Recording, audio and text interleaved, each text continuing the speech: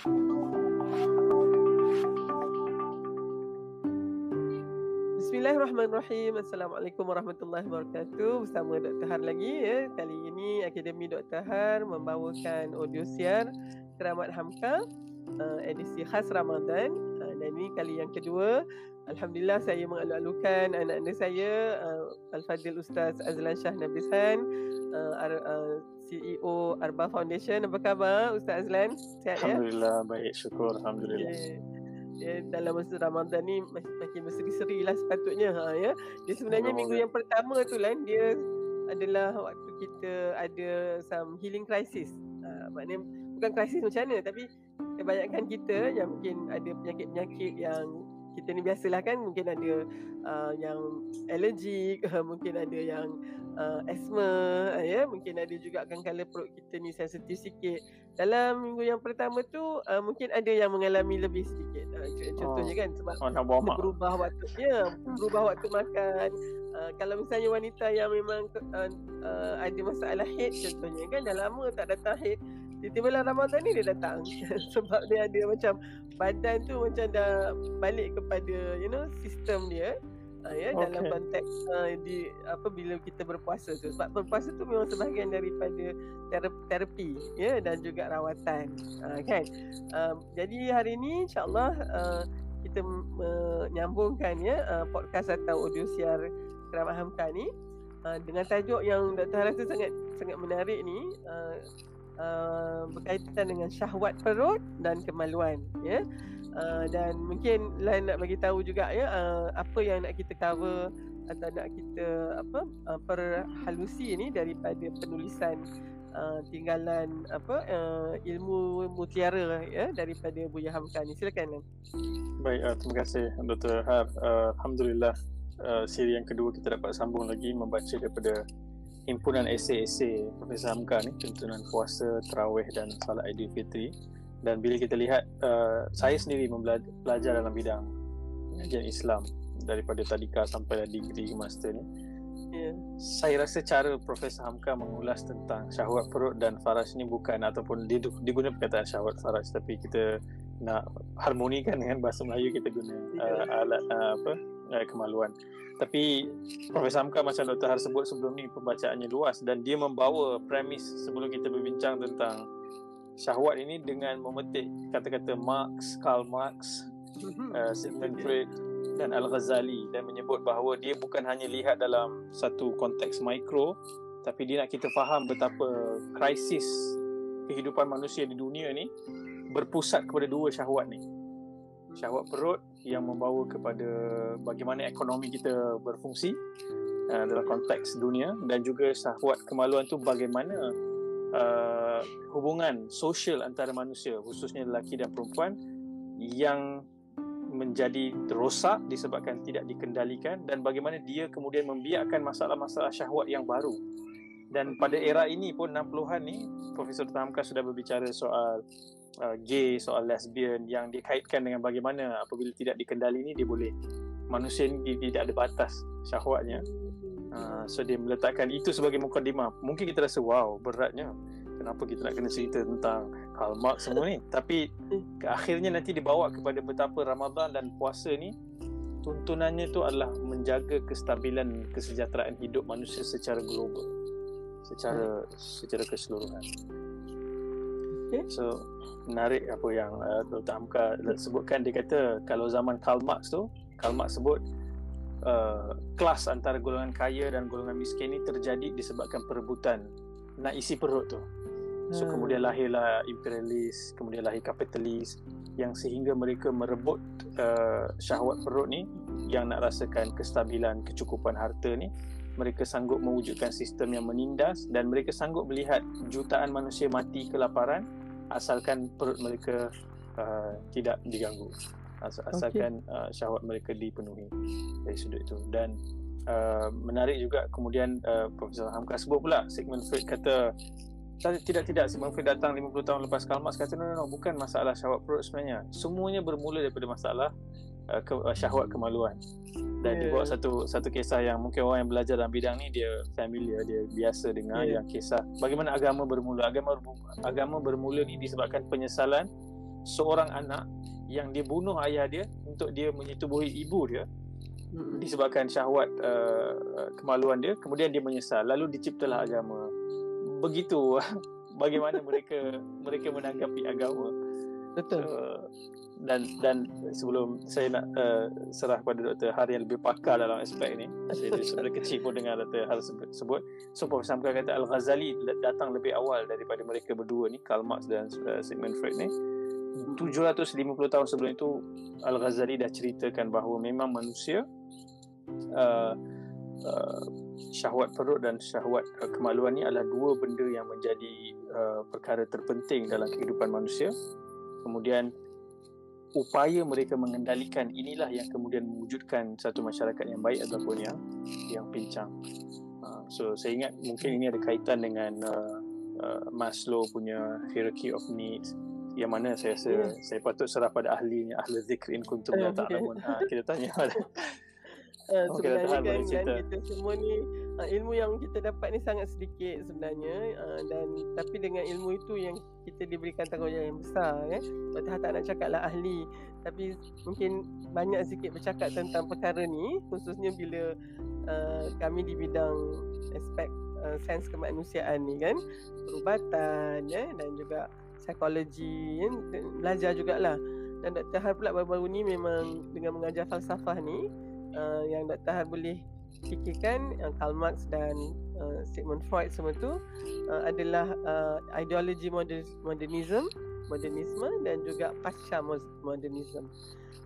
Ini nak bagikan sedikit amaran ni. Kita ada satu lagi yang kita kena bincangkan, namanya metamodernism. So yang itu tu there is the next discussion atau perbincangan akan banyak bercakap tentang itu, kerana adanya perlunya ada falsafah untuk di dunia dengan digital, teknologi digital yang ada ni, yang banyak orang kata menyebabkan apa yang kita pegang dulu kita tengok dia macam terbarai sikit. So macam mana kita nak ni sikit. So that is next kalau kita kata apa preview tu, sneak peek tu, memang itulah metamodernism. So dalam modernism biasanya memang kita lihatlah dia datang of course daripada zaman dark ages tu, medieval, yang mana semuanya hanya merupakan satu yang mistik jadi kalau ada orang yang nak bercakap tentang sesuatu yang agak saintifik tu dikira sebagai ahli sihir dan seterusnya. Tapi modernism banyak meletakkan kepada akal dan di sinilah juga bila pemikir-pemikir ni memikirkan apa sebab yang manusia sampai berbunuh-bunuh ni, sampai adanya yang kaya-kaya sangat, yang miskin-miskin sangat ni. So untuk mendapat jawapan itu yang banyak kerana tidak ada dipandukan kepada wahyu, sebab ni dari sudut sistem epistemologi pula kalau kita antara sumber ilmu itu adalah wahyu, itu satu sumber samawi yang kita tahu lebih daripada pengetahuan kita. Tapi bagi mereka yang tidak percaya kepada wahyu, dia hanya berhenti kepada akal dia saja. So itulah yang dipikirkan, itu yang dipikirkan oleh Karl Marx dan banyak sosialis yang lain, bahawa in order to make sure that kita tidak jadi terlalu kaya, ada feudalistik ni, maka kita jadikan satu socialism yang mana semuanya sama. Maknanya kita tapi terlalu lebih sangat pula sampailah negara mempunyai dan memiliki semuanya, kita tak ada, kita hanya bekerja saja kan. Jadi makan yang sama, duduk tempat yang sama, rumah pakaian yang sama. Jadi yang paling malas di dalam kelompok kita akan dapat sama juga dengan yang paling rajin. So ini sebenarnya antara kegagalan inilah bila kita buat begitu. Jadi dalam konteks ini, keadilan itu di mana kayu ukurnya. So itulah apabila kita mendapat sumber ilmu daripada sumber ilmu wahyu, maka kita dapatlah lihat bagaimana Islam itu menyusun atur dengan penuh seimbang dan sejahtera, kan? Dan yang Dr. Han nampak tentang Sigmund Freud ni, apabila dia pergi ke pasca modernism pula lah, yang ini ni akan mengatakan ketika ini di mana sebelum tu emosi tu tidak diambil kira, bab-bab pasca modernism pula, emosi sangat penting. Apa yang kita rasa, apa yang kita tu, itulah dia. Dah mula pula dilihat rasa tak puas hati, rasa kecewa. Di mana pula datangnya rasa-rasa tu? Maka dia dikaitkanlah pula, inilah teori yang dinyatakan oleh Sigmund Freud. Kadang the Sigmund Freud who is a fraud. Dia orang kata macam tu kan ya, sebab kalau baca dia punya ni, Dr. Har memang ada juga membaca. Semuanya memang cuba dijelaskan dalam konteks nafsu syahwat kemaluan ini.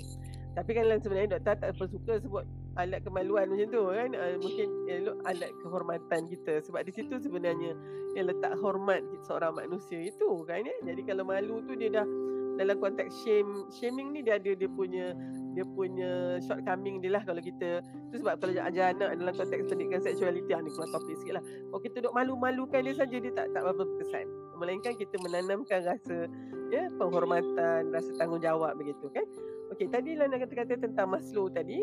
So basically apabila kita lihat apa yang kita cakapkan ni adalah keperluan dan kehendak manusia, desire dan juga keperluan dia, needs dia. Dan dari sudut hierarchy of human needs kan, Abraham Maslow ni dia bukannya buat apa lah, dia hanya menyusunnya saja pada hierarki yang tertentu. Cuma bila kita lihat yang paling bawah itu, yang paling physiological, itu tadi yang disebut oleh Karl Marx dan juga Sigmund Freud tu, maknanya nafsu makan, kita perlu makan, kita perlu minum, dan juga perlu adanya udara. Bila dah makan kena buang pula. Lepas tu adalah pula keinginan untuk berkelamin, sebab di situ semuanya adalah keperluan manusia. Cumanya Dr. tak adalah nak sebut sampai yang ni, dia ada banyak lapis, sini 7 ke begitu. Yang atas sekali adalah self actualization, yang itu yang kita nak bila kita bertanya kepada diri, adakah dunia ini lebih baik kerana ada seorang bernama Halina dan seorang nama Azlan Shah ni. Itu adalah self actualization. Cumanya teori Maslow dia katakan bahawa apabila keperluan yang bawah ini dah dipenuhi, baru dia akan memikirkan tentang keperluan yang di atasnya tu.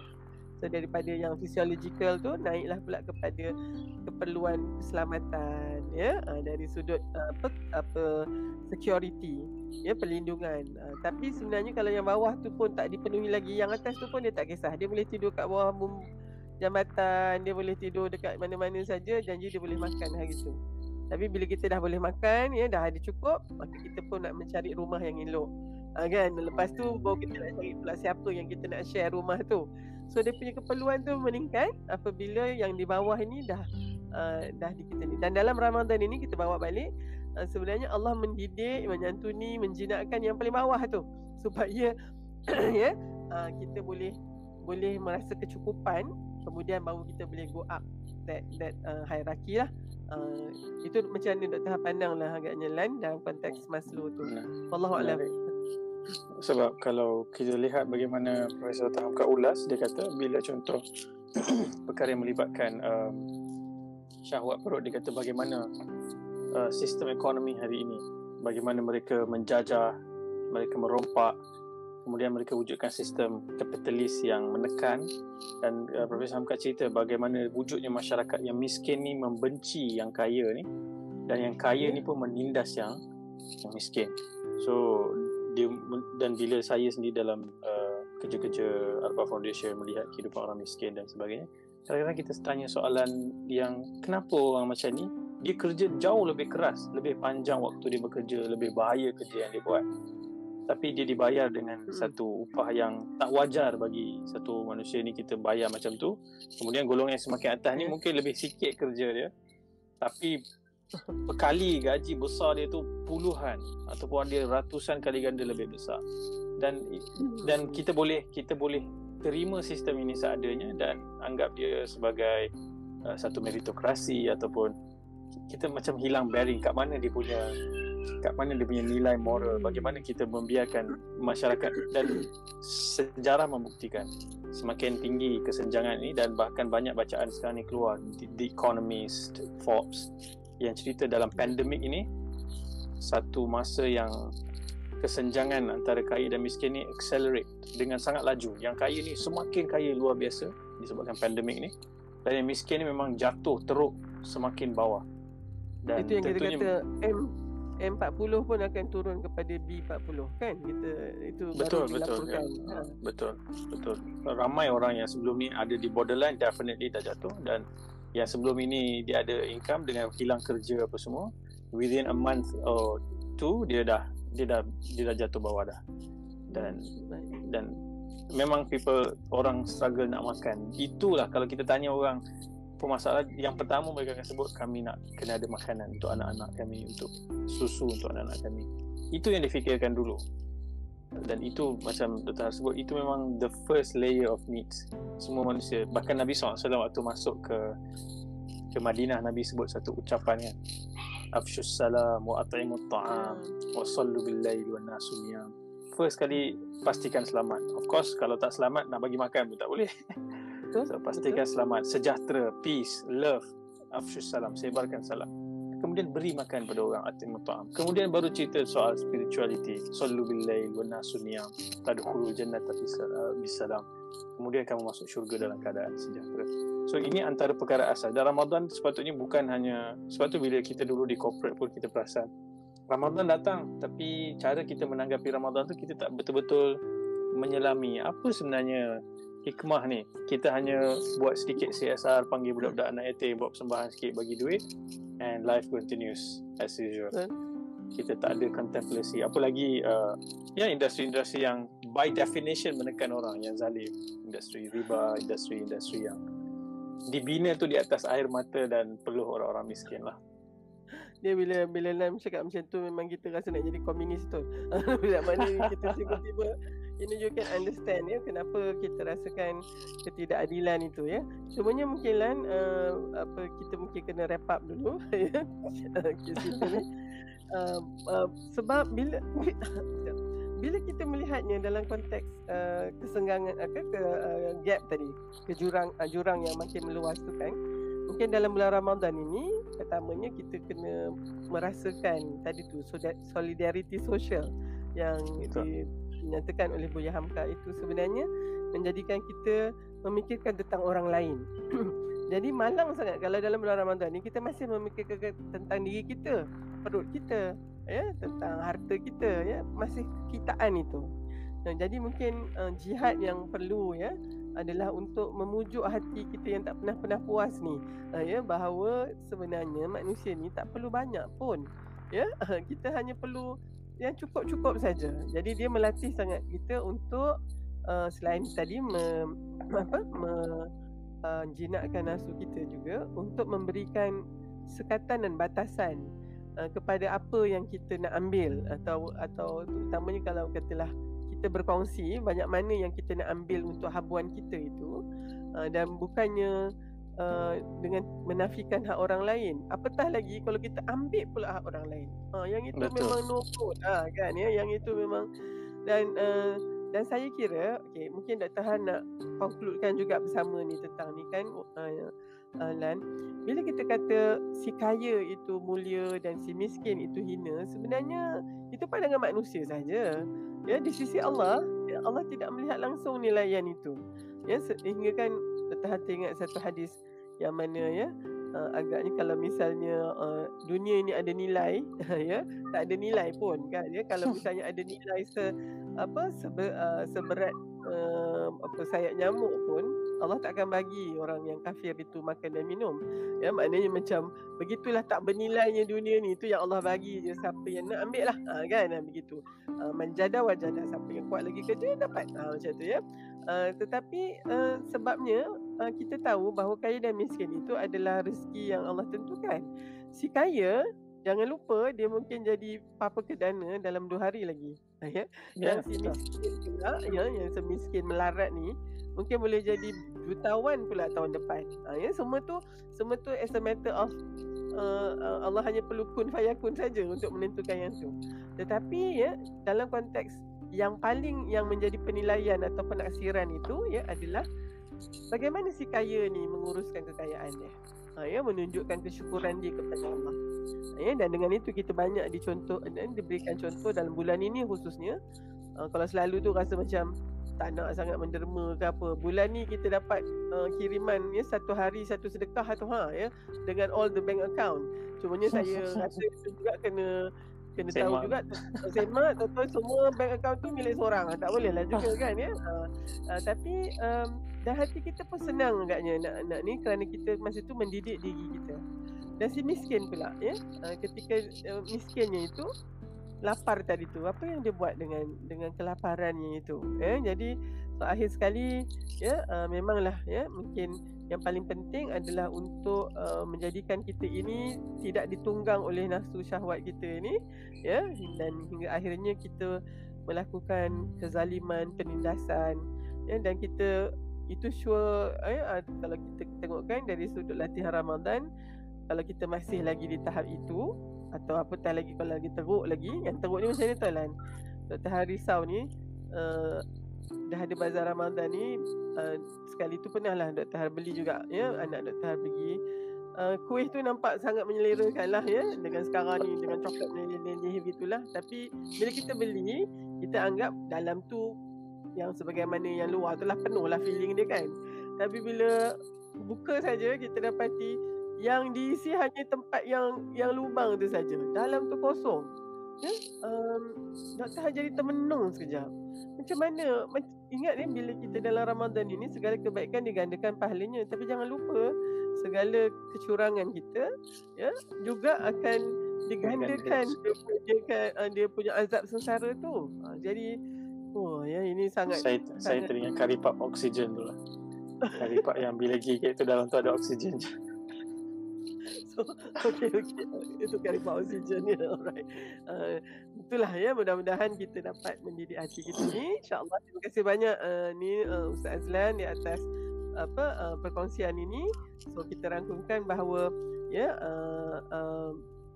almarhum Profesor Dr. Buya Hamka mengingatkan kita bahawa Ramadan ini adalah waktu yang paling terbaik untuk kita menyemak ya dan memuhasabah nafsu perut dan juga nafsu syahwat kita. Dr. boleh saya quote satu direct daripada buku Hamka ni, satu quote yang sangat menarik. Beliau menyebut yang kaya diakibatkan Ramadan dan juga kita melatih diri kita menguruskan harta dan kekayaan yang baik ini. Yang kaya bukan membenci yang miskin, melainkan merasa kasih dan wajib memberikan sebahagian hartanya. Dan yang miskin tidak dengki kepada yang kaya, melainkan dia mendoakan moga-moga bertambah rezekinya, sebab dia sendiri tahu di dalam rezeki orang itu mempunyai bahagian di dalamnya. Dia mempunyai bahagian di dalam. Alah nak menitis saya mata sebab Dr. Har kalau setiap kali every now and then Dr. Har akan baca tu peringatan, tak tahu daripada siapa, tapi dia kata when you give charity to someone, be thankful of them. Maknanya kita bila bersedekah pada seorang, berterima kasih kepada orang tu, you might be thinking that you are fixing his or her dunia. Maknanya kita mungkinlah tengah memperbaiki dunia dia, tetapi sebenarnya they are fixing your akhirat. Mereka sebenarnya adalah sedang memastikan akhirat kita terjamin. Jadi bila kita ada tanggapan begitu, sebagaimana yang Buya Hamka nyatakan tu, bila kita memberi itu kita rasa kita yang terhutang budi pada dia ya.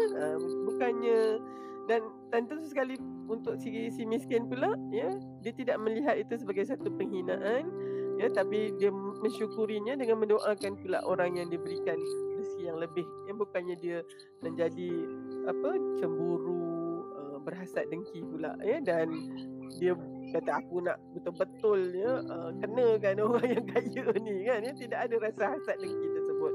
Masya-Allah, itulah sebenarnya ya keadaan masyarakat yang kita idam-idamkan sebenarnya kan Lan ya, yang sangat penuh dengan rahmat insya-Allah. Jadi masing-masing mengasihi satu sama lain, bukannya merasa ya deki dengan apa yang ada ya. Itulah. So insya-Allah ya Lan, kita akan jumpa lagi dalam siaran yang seterusnya. Itu saja dulu. Wabillahi taufiq wal hidayah. Assalamualaikum warahmatullahi wabarakatuh. Waalaikumsalam.